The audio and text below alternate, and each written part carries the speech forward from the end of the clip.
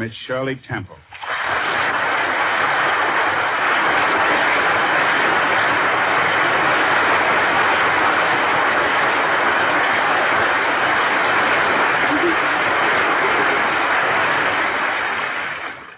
Thank you, Mr. Eddie. What do I do now? Well, anything you say, Shirley. It's your program. But if I might make a suggestion, as one singer to another, how about a song? All right, Mr. Eddie. I'll sing Someday You'll Find Your Bluebird. Good. Someday you'll find your bluebird. Wait your turn. Bide your time. For when you find your bluebird, life will be so sublime. It may be right near you, or maybe worlds apart. When love comes, you'll find it on the windowsill of your heart. And then you'll hear your bluebird sing a song of happiness to you.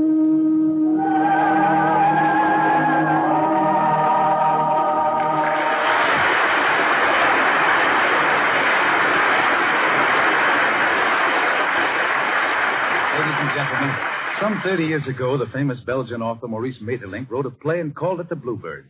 It must have carried a message the world sorely needed, for within a few years it was known and loved in every corner of the earth by young and old alike. It's been acted in every country, in every language, and on almost every stage, until to the whole world the Bluebird has come to be the symbol of happiness.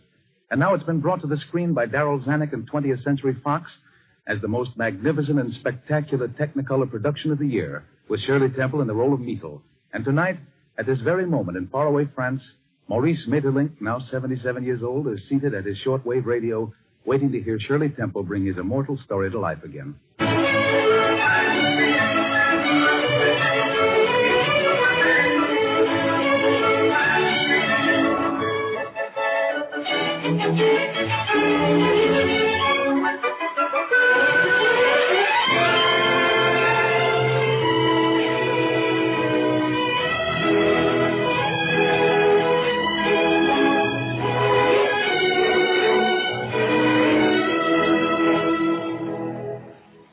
Did you like working in the Bluebird, Shirley?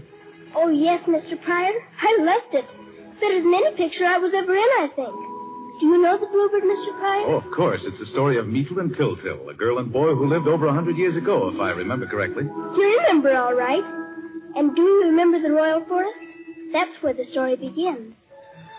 Oh, it was beautiful. The most beautiful forest I've ever seen. The green pine trees were all glistening with snow. Oh, there was lots of snow, because it was the day before Christmas. And I remember my brother, Tiltil, and I were walking through the forest. The birds were singing all around us. They were very happy, because no one was supposed to hunt them in the Royal Forest. But I did. I guess I wasn't a very nice little girl. Tiltil and I set a trap. And then we hid behind a tree. And pretty soon, a little thrush came to eat the crumbs we'd spread. He came closer and closer. And there, we had him in the trap. And all the other birds flew right away. We were pretty excited, too. But suddenly, we heard a horn. It was a Royal Forester. He waved his hand and shouted at us. And I yelled, "Come on, Tiltil! Run, run! The Royal Forester!" And we did run, too, all the way back to the village. We didn't slow down till we were passing Angela's house. It wasn't much of a house, because Angela's mother was very poor, and Angela was sick and lying in bed near the window. I guess she wondered what we were carrying in the basket, because she opened the window and called to us. Myrtle? Oh, Myrtle. Oh, hello, Angela. What have you got in the basket, Myrtle? Something for Christmas? It's a bird, a very rare bird. It's a thrush, we think. I trapped it in the Royal Forest. Oh, I've always wanted a bird like that. I don't suppose you wouldn't give it to me, would you? I should say not. I promised this bird to another little girl for Christmas. Have you? Who? Who do you suppose? Me. Come on, Till.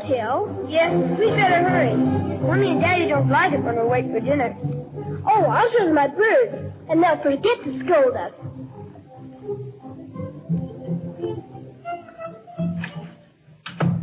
Where have you children been? What kept you?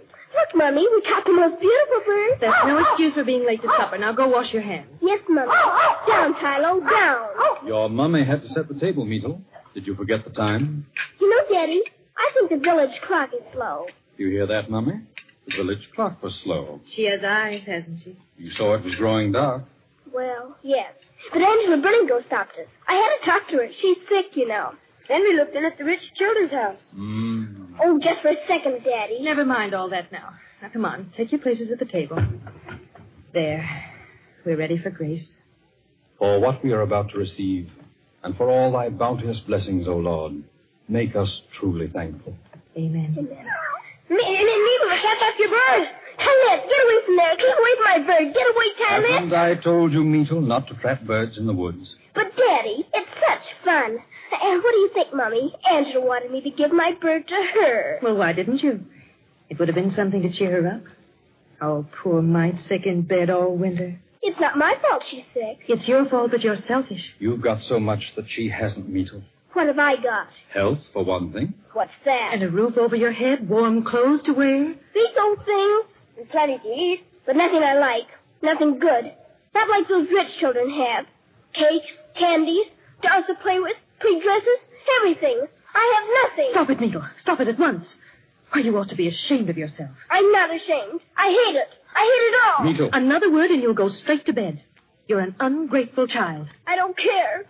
I'm so unhappy. Of course you're unhappy. If you don't mend your ways, you'll never be happy. Never. Oh, who's that? Come in. Oh, it's you, Wilhelm. Well, sit down. Have some supper with us. Thanks, but I have no time. I have bad news, I'm afraid. What's wrong? Orders to mobilize at once. Mobilize? Oh, no. Soldiers are on the march again. We assemble in the village square tomorrow at noon. I'll be there. Good. Till tomorrow, then. War. Daddy, I don't want you to go. I must go, dear. Why do they have to have war? What makes war anyway? The same thing that makes trouble everywhere. Greed and selfishness. Someone is not content with what they have. But you're not like that, Daddy. Why should you have to go? That's what's wrong about it, child. You can't be unhappy inside yourself without making others unhappy, too. Come. Come now, children. Be off to bed. Daddy and I have many things to do.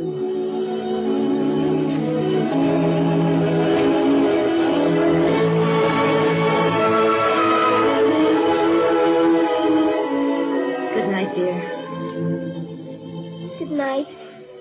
Mummy, I'm sorry for the way I behaved at supper. Yes, dear. Good night. When Daddy said someone is not content, did he mean like me? Well, like you are sometimes. But I don't want to be like that, Mummy. Really, I don't. I know. I don't know what makes me do it. Oh, Mummy, I'm so unhappy. Oh, there, dear. You want to be happy, don't you? Yes, Mummy. Like you. You're happy all the time, aren't you? Well, nearly all the time, dear. Now go to sleep. Don't worry, Mummy. Daddy will come back. Yes. Yes, dear. Now sleep. Sleep.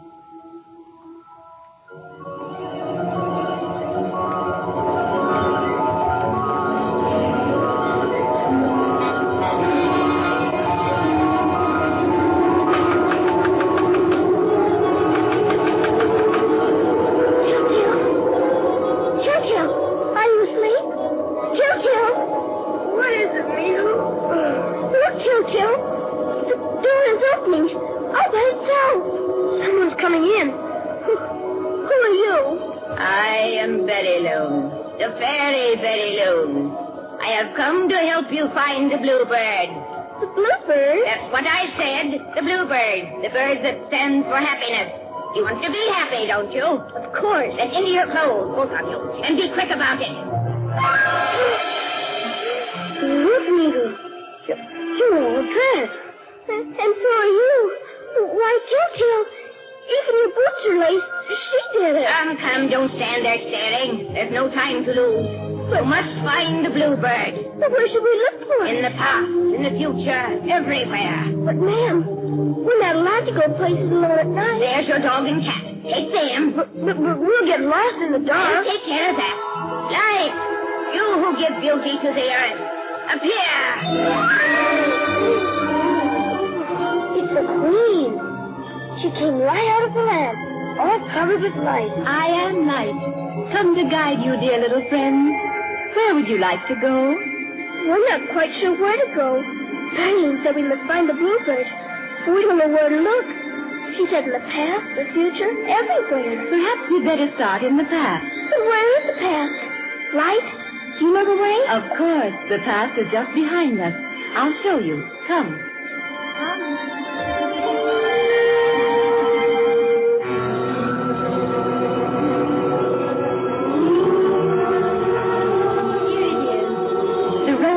Lies through there. But that's a graveyard. It's the only way to the past. You must leave from here, Mito. But take heed. It is now nearly midnight. You must be back within the hour. Otherwise, you will remain in the past forever. Goodbye now. Aren't you coming with us? No. Light has no business in a graveyard. But I'll be waiting for you. I'll be waiting.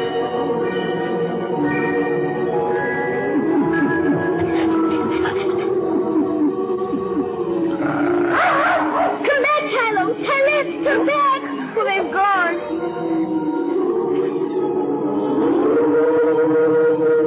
Where's Telltale? Look. Where? Through the mist. Over on the bench. Don't you see them? It's Grandpa and Granny. They're dead, Mabel. They're dead.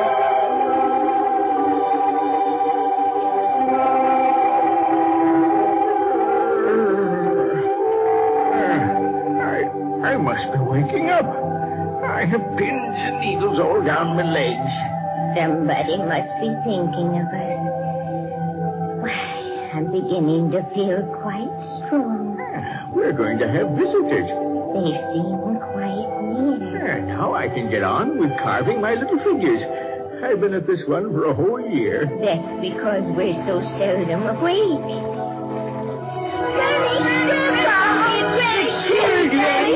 Oh, my babies.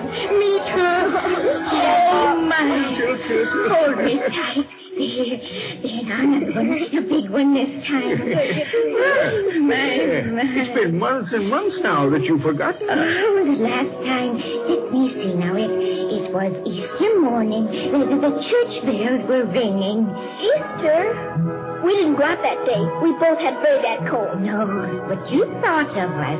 Yes, we missed you. Yes, every time you think of us, we wake up and see you again. But we thought you were dead. No, dear, no. People never die. Only when they're forgotten. Everything's the same here. The house, the yard. Oh, Granny, I'm so glad to be here. Grandpa, there's the hole in the door I made with your gimlet. And a good spanking you got for us. Look there, Pop. Here's where you used to measure us on the door. Measles, let's see how much we've grown. All right? My, how you both shot up. Till you're 3 fingers taller. And you Mitchell 4, no, 5. And how big and strong. Feel my muscle, Grandpa. Well. Grandpa, you haven't finished carving little Coco yet. Oh, what chance have I got when I'm always asleep? Come along, Telltale. We'll do some work on it now in my workshop. All right, Grandpa. Don't be long, Telltale. Oh, you're in no hurry? Yes, but we are. We must be back within the hour. What time is it, Granny? Now sit down. It's only 12:30. Granny, the reason why we're here, we've got to find a bluebird. It's terribly important. A bluebird? Oh, yes, I'm sure we've got one. Really, Granny? Where? Show me. Oh, we've plenty of time for that. I haven't had a morsel of gossip in a 12-month. But, Granny... Tell me, did Mrs. Ancrone's daughter marry the burgomaster? No, she didn't. Why? What happened? Mrs. Von Kron married him herself. Merciful heavens. Please, Granny, can't we go now and see about the bluebird? All right, child, if we must. We'll look in the birdhouse. It's right over there.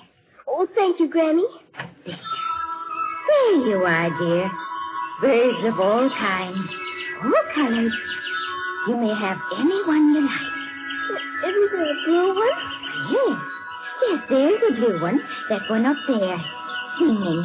Why, Granny, he isn't blue. He's black. Strange. He always looked blue to me. There isn't one here. Not a single bluebird. Won't one of these do? No. Granny said it must be blue. She said to look everywhere. This is the past, isn't it? Yes, dear.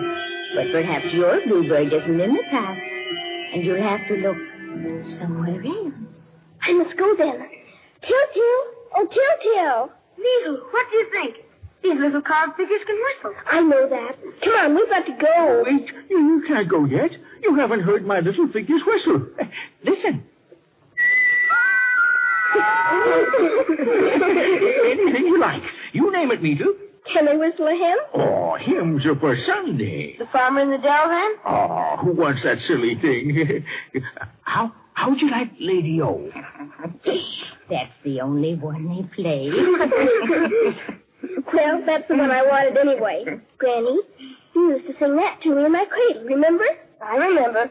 You weren't even born. Oh, that's right. I forgot. You sing, Measle. Lady-O, say a happy jingle, Lady-O. Get a happy tingle, Lady-O.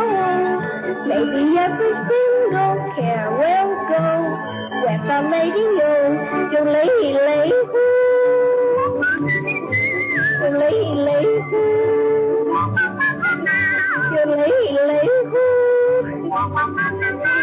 Your lay-lay-hoo. Your lay-lay-hoo. That's fine. Yes, it was fine. We've really got to go now. Come on, Jojo. What time is it? Why, it's still 12:30. Oh, my goodness. Something's wrong.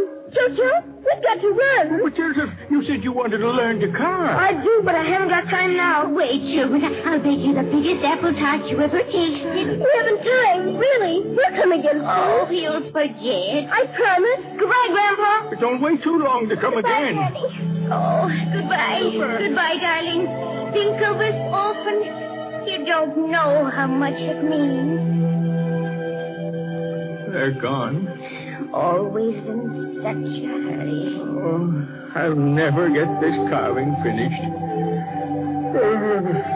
I'm beginning to get sleepy already. I am, too. It was nice of them to think of us. And wake us up. Perhaps it won't be so long. Till next time.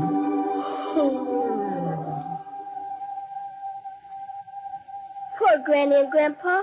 We were sorry to leave them. But we just had to get out of the past. We'd have had to stay there ourselves forever. And is that the end of the story, Shirley? Oh, no, Mr. Pryor. When we got out of the past, life was waiting for us and took us through the most wonderful, exciting adventures. First, we went to see Mr. and Mrs. Luxury. They lived in a great big palace where everybody has everything they want, everything but the things they really need. And then, flight took us to the land of the future to visit with the children who weren't born yet. That was the most beautiful place of all. It seemed just like heaven. Everything was soft and blue, and you could see for miles and miles. And the children were all dressed in blue, too. And then Father Time came and called out their names. And they sailed down to Earth with him in his boat. And from way down below, you could hear the most wonderful music. It was a song of all the mothers waiting for their children. It was all so beautiful, Mr. Pryor, that sometimes when we were making the scene, I almost cried. And what was the most exciting scene in the picture, Shirley? When Tylette the cat turned the forest against us. Then, when we were going through, those great big trees reached out their arms and tried to catch us. and the vines tried to trip us, and the fire chased us, and the river almost swallowed us, but we kept on running and running because we just had to find the bluebird. And did you finally find the bluebird, Shirley? Well, it's a big secret, Mr. Pryor, but I guess I can tell you. In the end, I did find my bluebird, and I hope for everyone that's listening that they find their bluebird, too. And then you'll hear your bluebird sing a song of happiness to you.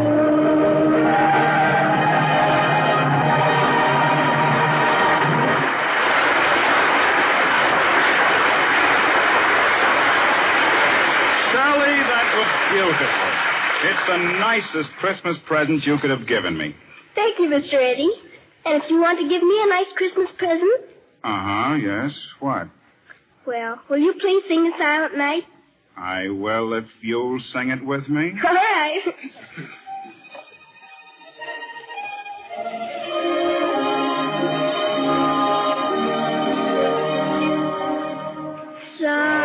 Silent night, holy night, all is calm, all is bright, round young virgin, mother and child, holy infant, so tender and mild, sleeping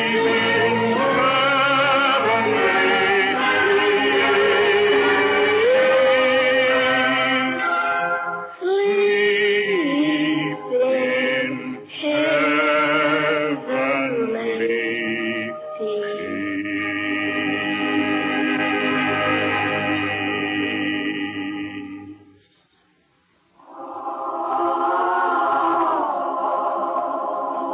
This is Nelson Eddy, wishing you all the happiest Christmas you ever had. Have you a word for your friend, Shirley? Oh, yes, Mr. Eddie. Dear radio audience, this has been a very exciting Christmas Eve for me. And Mr. Maeterlinck, can you hear me away over in France? I just love playing in your wonderful story, The Bluebird.